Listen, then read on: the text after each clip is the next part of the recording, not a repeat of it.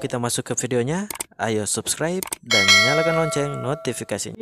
Tadi ada beberapa yang kepedulian terhadap guru-guru yang sudah berusia 35 tahun ke atas, kemudian juga sudah mengabdi di atas 3 tahun, kemudian juga THK 2 dan sebagainya.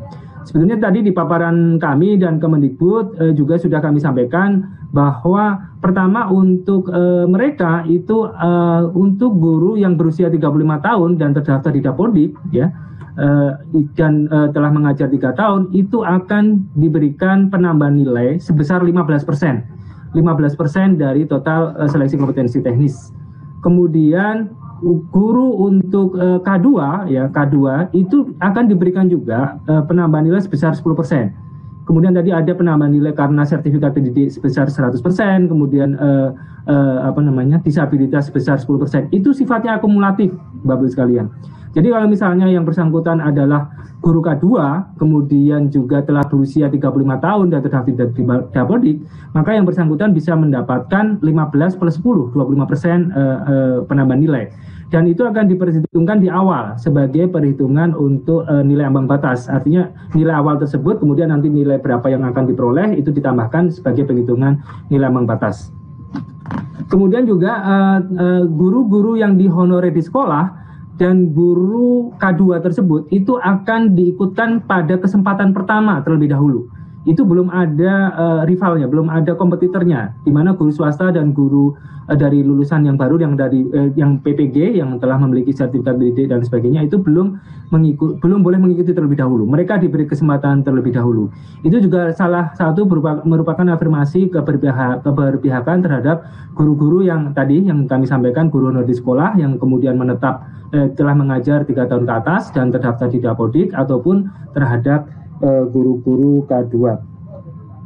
Kemudian terkait dengan usulan yang di tahun 2022 yang sebentar lagi juga akan kami buka, insya Allah kami akan tetap mengakomodir untuk usulan-usulan di guru terkait dengan sisa dan sebagainya. Tapi karena memang ini proses seleksi yang di 2021 belum berlangsung, maka kemudian nanti akan kami perhitungkan untuk sisanya terlebih dahulu.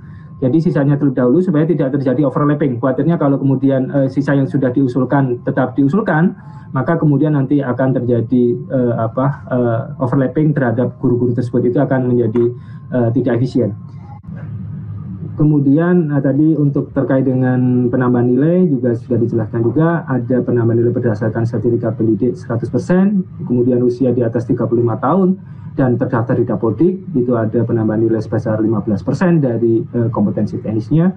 Kemudian untuk penyandang disabilitas ada 10% penambahan nilai. Karena untuk penyandang disabilitas memang kita tidak menerapkan formasi khusus untuk penyandang disabilitas, tapi secara konsep seluruh penyandang disabilitas dapat melamar di seluruh formasi. Hanya ada beberapa formasi yang jabatan guru yang tidak bisa dilamar, tapi itu jumlahnya tidak terlalu banyak. Dan karenanya untuk mereka yang terverifikasi sebagai penyandang disabilitas, kita akan berikan tambahan nilai sebesar 10%. Kemudian ada penambahan nilai 10% kalau yang bersangkutan adalah terdaftar di database THK 2 BKN dan berstatus aktif sebagai guru selama 3 tahun terakhir. Tadi mungkin secara garis besar saja kami sampaikan, Bapak-Ibu sekalian, ada tahap perencanaan, pengumuman lowongan, pelamaran, kemudian seleksi, pengumuman hasil seleksi, dan pengangkatan menjadi P3K. Di mana pada prinsipnya untuk proses pendaftaran dan sebagainya nanti akan dilaksanakan di BKN, dan kemudian juga datanya sudah diinterkoneksikan antara Kemendikbud dan BKN. Dan khusus untuk seleksi nanti akan menggunakan seleksi kompetensi dengan CAT UNBK, jadi tidak menggunakan CAT BKN tapi menggunakan CAT UNBK Kementerian Pendidikan dan Kebudayaan. Baik, saya kira untuk pengumuman lowongan saya tidak akan secara detail sampaikan.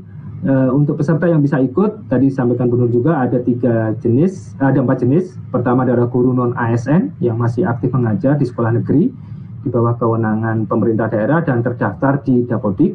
Kemudian THK 2 sesuai dengan database BKN. Kemudian guru swasta yang juga terdaftar di Dapodik.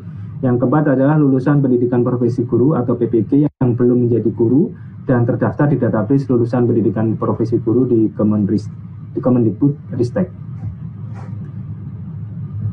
Sedangkan nanti secara umum hanya ada dua seleksi yang akan diadakan, berbeda dengan CPNS. Kalau CPNS itu ada 3, seleksi administrasi, kemudian seleksi kompetensi dasar dan seleksi kompetensi bidang.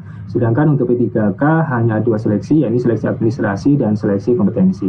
Seleksi kompetensinya sendiri akan dilaksanakan sebanyak 3 kali dengan materi berupa kompetensi teknis, manajerial, sosiokultural, dan wawancara terkait integritas dan moralitas.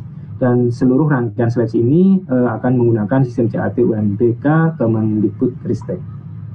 Kemudian terkait dengan sertifikasi pendidik dan kualifikasi pendidikan, ini merujuk pada SE Dirjen GPK nomor 1460 B1 GP 0201 2021 tanggal 15 Maret 2021.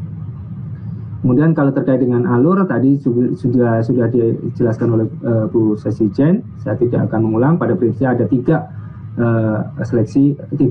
tahapan seleksi yang bisa diikuti dengan pengaturan-pengaturan yang cukup rigid. Jadi pertama kita utamakan mereka yang sudah guru honorer non ASN di sekolah negeri, kemudian jika THK 2 yang ada di database PKN dan seterusnya. Ini tadi sudah dijelaskan, hanya mungkin di sisi terakhir nanti ada lagi pengisian kebutuhan yang belum terisi. Jadi nanti kalau di akhir seleksi kompetensi 3 masih ada guru yang lulus passing grade tapi kemudian masih ada formasi yang kosong, nanti akan kita atur sedemikian rupa bersama-sama dengan Kemdikbud untuk mengisi formasi-formasi yang masih memungkinkan untuk diisi tersebut, tentunya dengan sistem.